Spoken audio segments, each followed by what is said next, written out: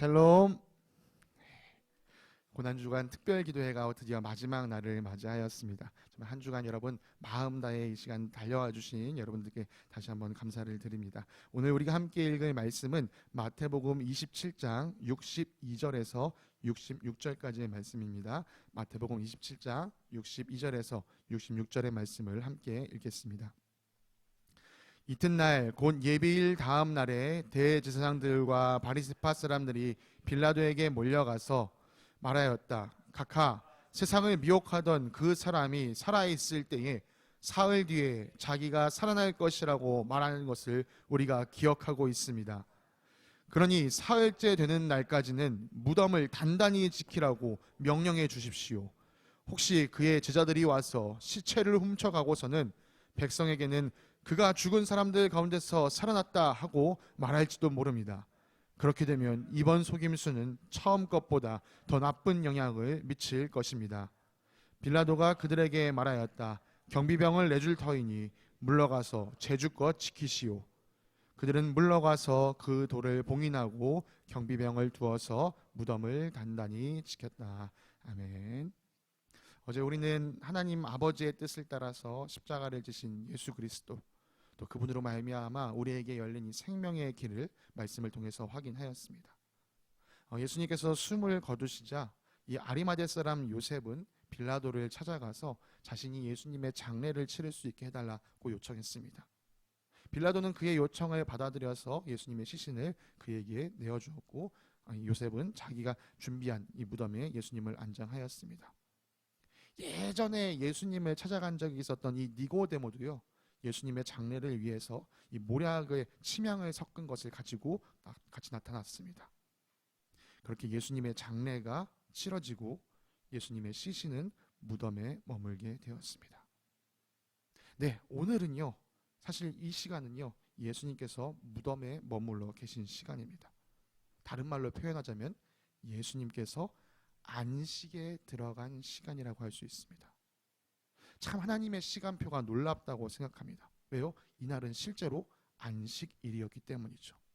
마치 모든 창조를 다 이루신 하나님께서 안식을 취하심 같이 모든 구속사역을 다 이루신 예수님께서 안식을 취하고 계십니다. 그래서 이날은요, 우리 사람의 눈으로 보기에 예수님께서 어떤 행적도 하지 않으십니다. 예수님은 이렇게 쉬고 계신데 도리어 세상은 바빠졌습니다. 오늘 이 성경 본문을 읽으면서 전 참 아이러니하다라는 생각을 하게 됐습니다. 예수님께서 이 땅에 계실 때 당신의 죽음과 부활에 대해서 그 누구보다 제자들에게 많이 말씀하셨습니다. 그러나 제자들은요, 지금 예수님의 죽음에 대해서 당황해서요, 부활 이런 걸 꿈꾸지도 못했어요. 그냥 도망가기 바빴습니다. 심지어 이 예수님의 시신을 수습하는 일도 다른 숨어있던 제자가 했습니다. 네, 제자들은요, 자신이 기대하지 않은 예수님의 죽음 때문에 완전히 멘붕 상태가 왔고요, 당연히 부활에 대한 아무런 기대와 소망을 갖지 못했습니다. 그것에 비해서 이 예수님의 원수와 같았던 대제사장들과 바리새파 사람들이 예수님의 부활에 대해 신경 쓰고 있다는 것도 참 놀라운 일입니다. 물론 이 사람들은요, 예수님이 정말 부활할 것이다 라는 기대감을 갖고 있지는 않습니다. 오히려 예수님이 그런 얘기를 했기 때문에 제자들이 예수님의 시신을 훔쳐가고 예수님 부활했다 소문 낼까 걱정하고 있었습니다. 그래서 이 대제사장과 바리새파 사람들, 율법학자들은요, 제자들이 예수님의 시신을 훔쳐가지 못하도록 군인을 세워서 그 무덤을 지켜야겠다라는 생각을 했습니다. 그래서 그들이 빌라도를 찾아가서 자신들의 염려, 각하, 이 제자들이 시신 훔쳐가면은 그래서 다시 예수가 살아났다는 소문을 내면 이 소문은 예전에 있었던 일과는 비교도 안 될 정도로 힘든 일이 날 겁니다 라고 이야기하면서 자신들의 염려를 비췄습니다. 빌라도는 그들의 말을 알아듣고 경비병을 내어주어서 제주껏 지켜보시오, 당신들 마음대로 한번 해보시오, 이렇게 하였습니다. 대제사장과 바리새파 사람들은요, 예수님의 시신이 누워있는 무덤의 돌을, 무덤 문을 봉인했습니다. 단순히 무덤 입구를 돌로 막은 것이 아니고요, 그걸 열 수 없도록 꽉 동여매고 발라붙였습니다. 그리고 경비병들을 그 무덤 앞에 세워서 아무도 접근하지 못하게 막았습니다. 자신들이 할 수 있는 최대한의 준비, 만반의 준비, 철저한 준비를 마쳤습니다. 그러나 사실 이들의 준비는 그다지 의미 있는 행동, 쓸모 있는 행동은 아니었습니다. 왜요? 부끄럽지만 제자들은 예수님의 시체를 훔칠 만한 용기조차도 없는 사람들이었기 때문이죠. 내가 지금 어떻게 하면 내가 살 수 있을까를 궁리하고 도망간 사람들이었기 때문입니다. 여러분, 예수님의 제자들은요, 예수님 곁에 나타나지 못하고 있었습니다. 예수님이 잡히시던 그날에 그냥 뿔뿔이 흩어졌습니다. 가장 용기 있게 행동할 것 같았던 이 베드로마저도 예수님을 3번이나 모른다고 부인했습니다. 대제사장들과 바리새파 사람들, 율법학자들이 걱정한 것처럼요, 예수님의 시신을 훔칠 수 있는 용기 있는 제자가 단 한 사람도 없었습니다. 그러니 이들의 준비는 아주 만반의 준비를 했지만 그다지 의미 있는 준비는 되지 않았습니다. 그것이 의미 있는 준비가 되지 못한 또 다른 이유는 하나님의 역사는 그들이 지키고 있는 무덤 밖이 아니라 그들도 들어가지 못하고 있는 무덤 안에서 일어났기 때문입니다. 우리가 이 흥미진진한 부활의 이야기는 우리 내일 부활절에 다시 한번 더 깊이 살펴보도록 하겠습니다. 오늘은요, 우리가 이 군인과 이 대제사장들을 좀 더 살펴보기 원합니다. 군인들은요, 밤새 이 무덤을 잘 지키고 있었습니다. 대제사장들과 바리새파 사람들이 얼마나 신신당부했을까요? 당신들 이 무덤 꼭 지키십시오. 누가 나타나는 기척이라도 보이면 경고해서 쫓아내십시오. 아마 어쩌면요, 당신들 이거 잘 지켜내면 우리가 두둑한 보너스 챙겨주겠습니다, 이렇게 얘기했을지도 모르겠습니다. 아니, 이 사람들은 보너스를 받지 않는다고 할지라도 지금 상관의 명령을 따라서 이 일을 하고 있기 때문에 어쨌든 자기가 받은 이 명령을 잘 수행해야만 했습니다. 그들은 정신을 바짝 차리고 이 무덤을 철통같이 지켰습니다. 안식일이 지나고 동이 틀 무렵에 몇 명의 여인들이 예수님 무덤 근처로 다가갔습니다. 오늘날 우리 식대로 표현하자면 이 여인들은 예수님의 시신을 염하고자 하기 위해 찾아간 것입니다. 그런데요, 이 사람들도요, 무덤을 향해 가면서요, 서로 얘기하는 거예요. 근데 우리가 이렇게 가면, 우리끼리 가면, 힘없는 여자들끼리 가면 그 무덤 앞에 있는 돌은 누가 치워줄 수 있을까? 우리를 위해서 그 일을 누가 해줄 수 있을까? 무덤으로 한 발 한 발 다가가는데 저 멀리 서 있던 경비병들이 소리치기 시작합니다. 물러가시오! 다가오지 마시오! 여인들이 어떻게 할 바가 없었어요. 그냥 멀리 서서 발만 동동거리면서 무덤을 바라보고 있었습니다. 그런데 그때 마침 큰 지진이 일어났고 천사가 하늘에 내려와 무덤에 다가섰습니다. 그리고 그 무덤을 막고 있던 큰 돌을 굴려버렸습니다. 그 모습을 그 옆에 있던 경비병들이 지켜봤어요. 마태는요, 이 사람들이 이렇게 되었다라고 이야기합니다. 지키던 사람들, 경비병들은 천사를 보고 두려워서 떨었고 죽은 사람처럼 되었다. 너무 두려운 마음이 몸이 굳어버린 거야. 이게 무슨 일이지?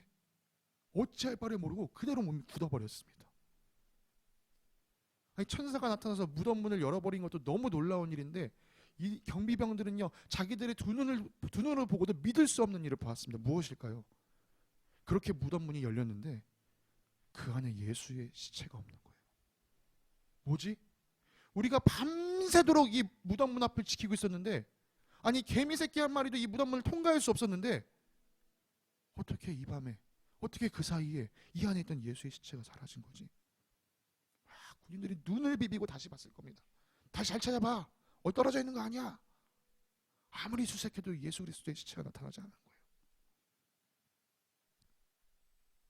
그렇게 이 군인들은요, 의도치 않게 부활의 첫 번째 목격자들이 됐습니다.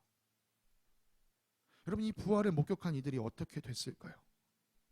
마태복음 28장 11절부터 15절까지의 말씀을 우리가 함께 화면을 통해서 함께 읽겠습니다. 우리 함께 말씀을 읽겠습니다. 시작. 여자들이 가는데 경비병 가운데 몇 사람이 성 안으로 들어가서 일어난 일을 모두 대제사장들에게 보고하였다. 대제사장들은 장로들과 함께 모여 의논한 끝에 병사들에게 은돈을 많이 집어주고 말하였다. 예수의 제자들이 밤중에 와서 우리가 잠든 사이에 시체를 훔쳐갔다 하고 말하여라. 이 소문이 총독의 귀에 들어가게 되더라도 우리가 잘 말하여서 너희에게 아무 해가 미치지 않게 해주겠다.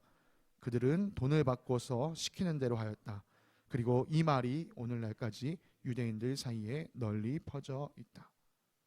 네, 여러분, 이제 무덤이 비어 있었기 때문에 더 이상 경비병들이 무덤을 지킬 이유가 없어졌습니다. 너무 놀라운 일을 겪었기 때문에요. 경비병 중에 몇 사람은요, 막 다시 성 안으로 뛰어갔어요. 대제사장님은 탕탕탕탕 돌리면서 대제사장님, 대제사장님. 자기들이 본 일을 그대로 말했습니다. 그 이야기를 들었던 대제사장 얼굴이 어땠을까요? 저는 정말 창백해지지 않았을까 생각해 봅니다. 말도 안 되는 일인데 이 사람이 지금 무슨 얘기하는 거야 싶은데 그 말을 전하고 있는 사람의 얼굴을 보니까 거짓이 없는 거예요. 그 눈빛을 보니까 너무 진실된 거예요. 이쯤 되면요, 대제사장들도 이젠 예수님을 인정하고 받아들일 것 같은데요, 참 놀랍게도 끝까지 포기하지 않습니다.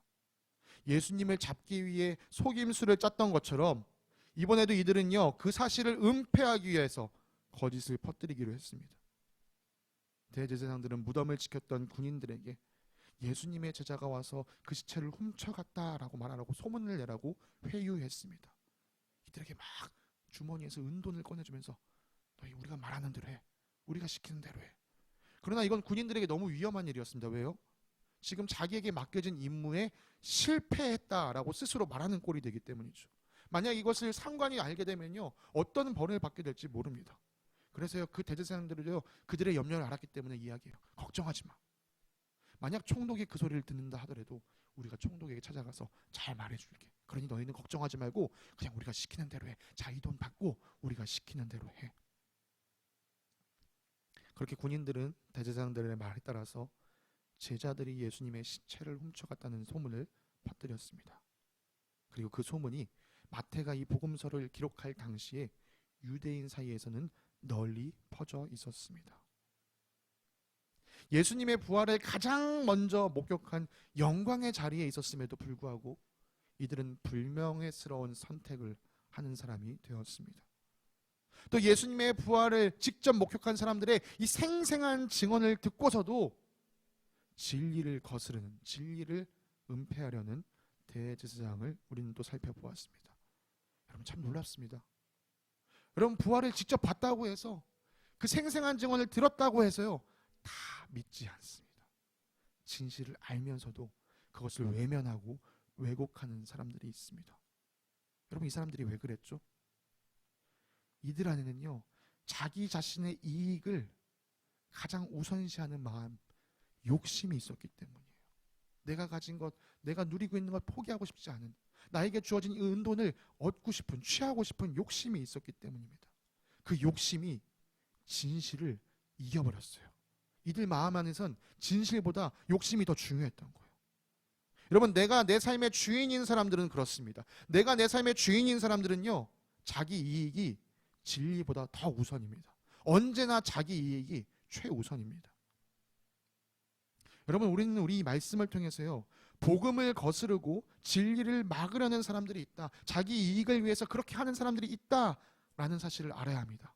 더 나아가서 우리 눈에 보이지 않지만 영적으로 사탄은 이 일을 행하고 있다는 것을 우리 기억해야 합니다. 사람들의 눈을 막고 그 마음에 욕심을 불어넣어서 그 마음을 어둡게 만들어서 진리를 알매도, 복음이 무엇인지 알매도 그것을 왜곡시키게 하는 사람들이 이 사탄에 의해서 조종당하고 있다는 것을 우리가 알아야 합니다. 여러분, 이 원수의 손길은요, 굉장히 부지런합니다. 그들이 퍼뜨린 소문이 잘 널리 퍼졌기 때문에요, 유대인 사이에서는 예수님의 제자들이 그 시체를 훔쳐간 거래, 이것이 정설로 남았습니다. 이 원수의 부지런한 손길은 오늘도 여전하다는 사실을 기억하시기 바랍니다. 오늘도 길거리를 나가보면요, 복음을 전하는 사람보다 똑같은 성경 말씀 붙잡고 있으면서 그 말씀을 가지고 자기 입맛대로 편집해서 거짓을 전하는 사람들이 더 많습니다. 멀리 가지 않아도 돼요, 여러분. 제가 주중에 이 이마트 횡단보도 앞에만 나가봐도 이단들이요, 질비합니다. 이 사람들 근데 표정을 보면요, 어떻게 이 자기들이 믿고 있는 걸 전하는지 알 수 있어요. 이들은요, 정말 진심으로 기쁜 마음으로 이 일을 행하지 않습니다.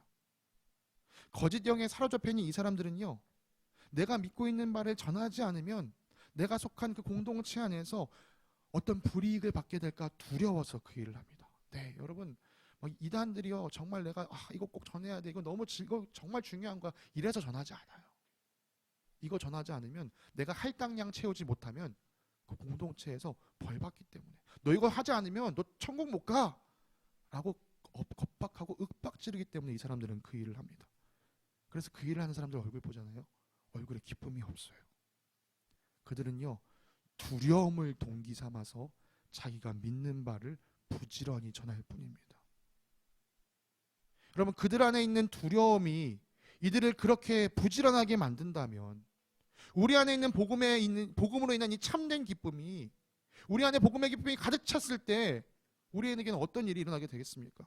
그 두려움도 그 사람을 그렇게 열심히 일하게 만든다면 이 참된 기쁨이 우리를 어떻게 만들겠습니까?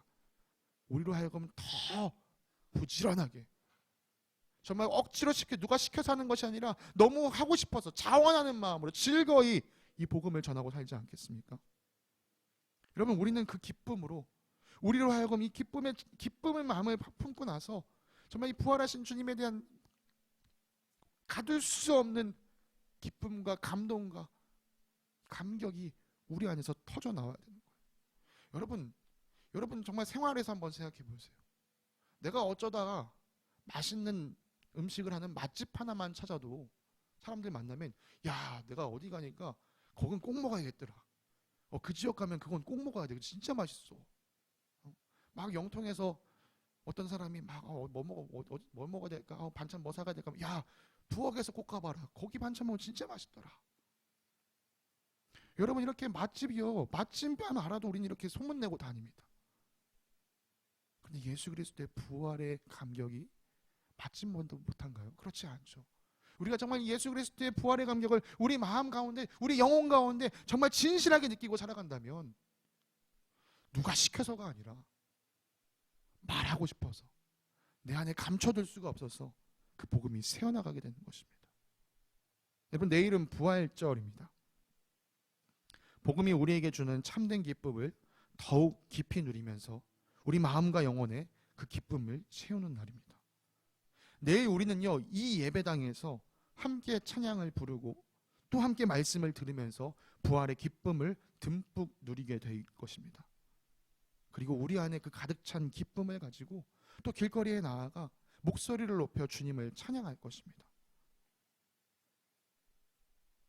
더욱 바라기는 정말 이 아름다운 모습, 예수 그리스도의 아름다운 복음을 선포하고 사는 이 아름다운 모습이 부활절이나 성탄절이나 어떤 절기에 갇혀서 그때 반짝하고 들어가는 모습이 아니라 그냥 늘 살아가는 순간이 이 부활의 기쁨을 이야기할 수밖에 없는 참된 그리스도인의 제자의 삶을 살기를 간절히 소망합니다. 여러분, 우리 안에 이 부활의 기쁨이 넘쳐나려면요, 우린 다시금 눈을 들어서 십자가에 집중해야 합니다. 여러분, 우리 삶에서 흐트러진 우리의 마음을 붙잡으십시오.